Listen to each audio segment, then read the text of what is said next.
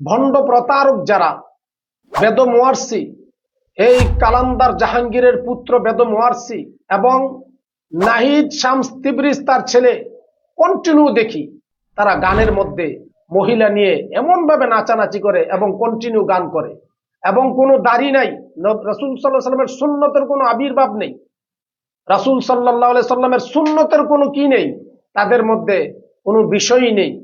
এবং তারা নামাজের কথা বলে যে এই নামাজ নাকি নামাজ না, এই সেজদা নাকি সেজদা না, জীবনের সেজদা একটাই, জীবনের নামাজ নাকি একবারই। জান্নাতে নামাজ আছে, জান্নাতে নামাজ পড়বো কেউ, জান্নাতে মসজিদ আছে, যে মসজিদ নাই, আজান নাই, আগামাত নাই, জান্নাতে নামাজ নাই, আর তুমি মিয়া লাম কামে আল্লাহ বয়ে রয়েছি।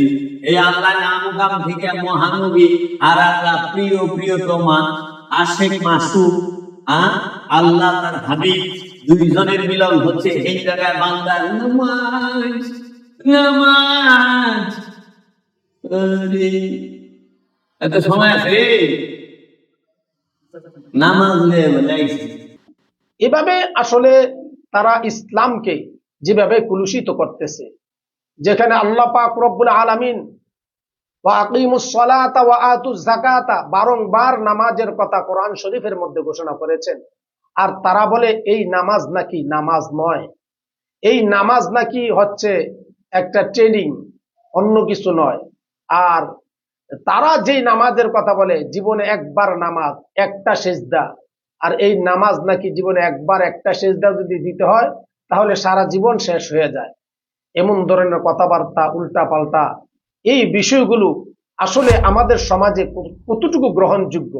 আর এই আমরা বাংলাদেশে বিভিন্নভাবে বিভিন্ন সময় অনেক বিষয়ে প্রতিবাদ করি, অনেক বিষয়ে আলোচনা করি, এবং এই গান বাজনা, মহিলা নারী, আগানা বেগানা নারী নিয়ে আমরা যেভাবে এই বিষয়গুলো দেখতেছি, এটা ইসলামের জন্য অত্যন্তই গর্হিত একটি কাজ।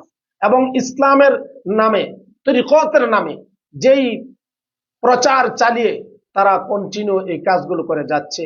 বেদম ওয়ারসির আরেকজন সমর্থন যে জাবেরও দেখি অনেক সময় উল্টা পাল্টা কথা বলে, তাদেরই অনুসারী জাবের নামে যে আছে, জাবের, তারপরে বেদম ওয়ারসি, এরপরে নাহিদ শামস তাবরিজ, এগুলো। এবং আরেকটা হচ্ছে কুমিল্লার নাঙ্গলকোটের সেই মাইনুদ্দিন হিয়াজুরি, সেও নামাজ রোজার কথা এবং এই মহিলাদেরকে নিয়ে আনাগোনা গান বাজনা, এগুলো কি তরিকতের শিক্ষা, ইসলামের শিক্ষা? এগুলা কি আল্লাহ রাসূল সাল্লাল্লাহু আলাইহি ওয়াসাল্লামের শিক্ষা? এগুলা কি আল্লাহ রাসূল সাল্লাল্লাহু আলাইহি ওয়াসাল্লামের সাহাবীদের শিক্ষা? আল্লাহ রাসূল সাল্লাল্লাহু আলাইহি ওয়াসাল্লামের পরে যেই হকপন্থী পীর মাশায়েখ ওলিয়াল্লাহ ছিলেন, কাদরিয়া তরিকার যিনি প্রবর্তক হযরত বড় পীর আব্দুল কাদের জিলানী রাহমাতুল্লাহ আলাইহি জিলান শহরে এবং নেজামিয়া মাদ্রাসা থেকে তদানীন্তনকাল সময়ের সবচেয়ে বড় উচ্চ শিক্ষিত ছিলেন কাদরিয়া তরিকার প্রবর্তক যিনি হযরত বড় পীর আব্দুল কাদের জিলানী রাহমাতুল্লাহ আলাইহি, তারপর হযরত খাজা মাইনুদ্দিন চিশতি সানজিরি আজমির রহমাতুল্লাহ আলাইহি, তারা তাদের সময়ে এক একজন জগৎ বিখ্যাত আল্লাহওয়ালা বুজুর্গ এবং সবচেয়ে বড় আলেম ছিলেন, কিন্তু তাদেরকে তো কোনোদিন এই কোরআন সুন্নাহর বহির্ভূত কোনো কাজ আমরা দেখিনি। কোরআন সুন্নাহর বাহিরে নারী পুরুষ নিয়ে অগাধে মেলামেশার কথা কোনো ইতিহাসে তাদেরকে পাওয়া যায় না। যেখানে বাহাউদ্দিন নকশবন্দি, কুতুবউদ্দিন বখতিয়ার কাকি রহমাতুল্লাহ আলাইহি, এইভাবেই যত বড় বড় আল্লাহওয়ালা বুজুর্গ রয়েছেন এবং চার মাযহাবের বড় বড় মুফতিয়ানে কেরাম, ফুকাহানে কেরাম, ইমামগণ রয়েছেন, তাদেরকে তো আমরা কোনোদিন দেখি নেই কোরআন সুন্নাহর বহির্ভূত এই কাজের সাথে জড়িত থাকতে। কিন্তু বর্তমান সময়ে এই তরিকতের নামে, ইসলামের নামে ভণ্ড প্রতারক, এই যারা নারী লিপ্সু এবং মানুষদেরকে যারা এইভাবে কি করতেছেন, এই লোভ দেখিয়ে তাদের দলভুক্ত করে তারা এই ইসলামের নামে কলঙ্কিত করতেছেন ইসলামকে। বিভিন্ন ধর্মের কাছে এইসব বিষয়ের কারণে ইসলাম আজকে কলুষিত হচ্ছে। এজন্য আমি দেশবাসী সহ আমার ফেসবুক বন্ধুগণ কাছে, সবার কাছে আমার এই বিষয়ে উদাত্ত আহ্বান থাকবে, কারণ আমরা এইসব প্রতারক, ভণ্ড এবং যারা গান বাজনা করে, বেগানা মহিলা পুরুষ নিয়ে একসাথে চলাফেরা করে, যেখানে নামাজ নাই, রোজা নাই, হজ নাই, জাকাত নাই, বেপরদা, বেফাহেসা এবং উল্টা পাল্টা কথা বলে ইসলামকে যারা কুলুষিত করতেছে, এই বেদম ওয়ারসি, কালান্দার জাহাঙ্গীরের পুত্র এবং সেই ফকিরিনী দরবার সহ বাংলাদেশে যত এই বন্ডামির দরবার রয়েছে এগুলা থেকে আমরা দূরে সরে আসব। মানুষকে আমরা জাহান্নামের আগুন থেকে মুক্ত করার জন্য এই বিষয়ে আমরা প্রতিনিয়ত চেষ্টা করব ইনশাআল্লাহ। আমরা ধারাবাহিকভাবে এই বিষয় নিয়ে আরো স্বচ্ছভাবে আলোচনা করব সামনের দিকে। এবং আরেকটা বিষয় হলো হিজবুত তাওহীদ, যেটা বর্তমানে বলতেছেন বর্তমান ইসলাম নাকি এটা সঠিক ইসলাম না।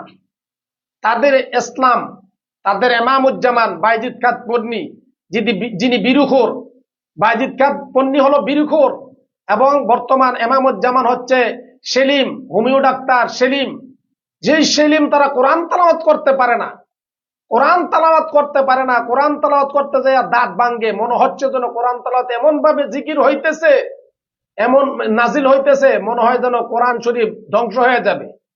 যারা এমামুজ্জামান নিজেকে ঘোষণা করছেন, কারণ আমরা মনে করি হিজবুত তাওহীদ না, এটা হিজবুত শয়তান, হিজবুত শয়তানের দল। নারী পুরুষ একসাথে বসে তারা মিটিং করে, মিছিল করে, তারা বলে বর্তমান পর্দা এটা নাকি পর্দা না, কোরআনে নাকি কোনো পর্দার বিষয়ে কোনো বিষয় নাই। আর এই তারা যেই পর্দা বলতেছে, আমরা কোরআন সুন্নাহ ভিত্তিক যেই কথা পর্দা বলি, আমাদের বর্তমান ওলামায়ে কেরাম তাদের কথাগুলিকে তারা সব সময় ডিনাই করে। আমি মনে করি সেই ইসলামের জন্য কাজ করে না, সরাসরি বাংলাদেশের বিরুদ্ধে যাইয়া ইন্ডিয়ান রয়ের একজন এজেন্ট হিসাবে সে কাজ করে। তাদের কার্যকলাপের মধ্যে বিভিন্ন সময় আমরা এক মহিলার তাদের দলভুক্ত ছিল, সে এখন হিজবুত তাওহীদ থেকে মহিলা সদস্য সরে আসছে। ওই মহিলা বলেছেন যে তাদের কার্যকলাপের মধ্যে হিন্দুত্ববাদের শাস্ত্রয় পাওয়া যায়। তারা একা একই বসে যখন তারা কি করেন, হিন্দুত্ববাদের, তারা কৃষ্ণার এবং তাদের দেবতার, তারা এই বিষয়গুলো কি করেন, তারা বসে বসে দেখেন। তাহলে বোঝা গেল কি হিজবুত শয়তান, এই এমামুজ্জামান সেলিম বন্ড প্রতারক, ইমান বিধ্বংসী এই লোকটি মানুষকে উল্টা পাল্টা বুঝিয়ে কোরআন সুন্নাহর বাহিরে নিয়ে তারা একটি দল গঠন করে স্বাধীন সার্বভৌমত্বে বাংলাদেশে তারা স্বাধীনভাবে চলার জন্য ইসলাম থেকে বাহিরে নিয়ে আসছে সবাইকে। এই জন্য দেশবাসী আমার সকলের কাছে উদাত্ত আহ্বান থাকবো, আমরা এইসব বিষয়গুলো থেকে আমরা চেষ্টা করব যাতে আমাদের ঈমান আমলকে আমরা বাঁচিয়ে রাখতে পারি। বিশেষ করে বর্তমান সময়ে ভণ্ড প্রতারক এবং বর্তমান সময়ে ইসলাম থেকে খারিজ করার জন্য বিভিন্নভাবে অনেক পায়তারা চলতেছে। এই বিষয় থেকে আমরা আমাদেরকে নিজেদেরকে হেফাজত করব এবং আশেপাশে আমরা কোরআন সুন্নাহর বাহিরে যে কাজগুলো দেখব এগুলো আমরা প্রতিবাদ করব এবং মানুষকে সজাগ করার চেষ্টা করব। হিজবুত তাওহীদ নামে হিজবুত শয়তান যে দলটি আছে, এমামুজ্জামান সেলিম এবং বাইজিদ খান পন্নীর, তারা দাড়ি ছাড়া বিড়িখোর, তারা কখনোই ইসলামের প্রকৃত দল হতে পারে না। সবসময় তারা ইসলামের বিরুদ্ধে গিয়ে ভারতের রয়ের এজেন্ট হয়ে বাংলাদেশে কাজ করতেছে। এই জন্য তাদের বিরুদ্ধে আমাদেরকে সবসময় সচেতনভাবে কাজ করতে হবে। আপনারা জানেন, ইতিমধ্যে আপনারা দেখেছেন এই হিজবুত তাওহীদের বিরুদ্ধে আমাদের একজন ভালো আলেম, যিনি রিজওয়ান রফিকি, মুফতি রিজওয়ান রফিকি, প্রতিনিয়ত ওনার আলোচনায় বা ওনার গবেষণার মাধ্যমে হিজবুত তাওহীদের বিরুদ্ধে যাওয়ার কারণে ওনাকে বিভিন্নভাবে হুমকি দামকি দিয়ে ওনাকে বিভিন্নভাবে আটকানোর চেষ্টা করছে। হিজবুত তাওহীদের বিরুদ্ধে যারাই যাবে তাদেরকে বিভিন্নভাবে হুমকি দামকি দিয়ে দমায় দেওয়ার চেষ্টা করে। আমি মনে করি এটা হিজবুত তাওহীদ না, এটা হিজবুত শয়তান।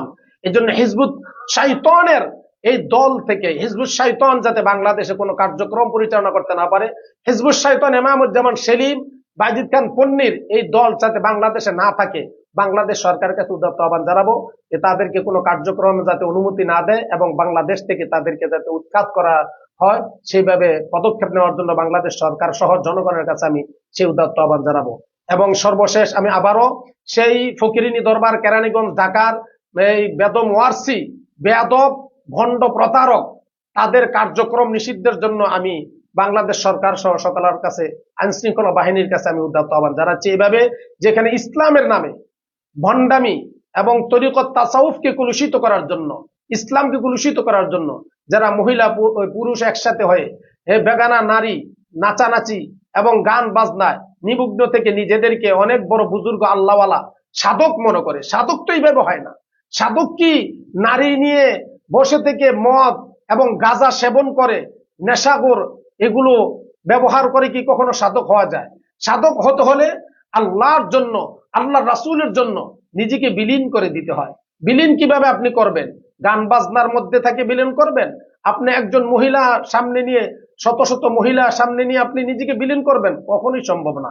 এই জন্য এই শয়তান তাগুদের এই প্রতারক ভণ্ড যত মোয়ার্সি জাহাঙ্গীরের পুত্র এবং ফকিরিনী দরবার সহ বাংলাদেশে যত দরবারের মধ্যে এমন এই গান বাজনা এবং তাসাউফের নামে যত দরবার এই গান বাজনাকে কলুষিত করতেছেন সুন্নিয়তের নাম দিয়ে, আমরা তাদেরকে সতর্ক করব এবং এই কার্যক্রম থেকে ফিরে আসার জন্য আমি উদাত্ত আহ্বান জানাবো। আজকের জন্য আমি আমার এই লাইভের মাধ্যমে সবার কাছে আমি এখনই বিদায় নিচ্ছি। আবারও ইনশাল্লাহ সমসাময়িক বিষয় নিয়ে আমাদের পর্ব আজকে এখানেই শেষ। আবারও সামনে তথ্যপাত্র নিয়ে ইনশাল্লাহ আমরা সামনের দিকে হাজির হব। আমাদের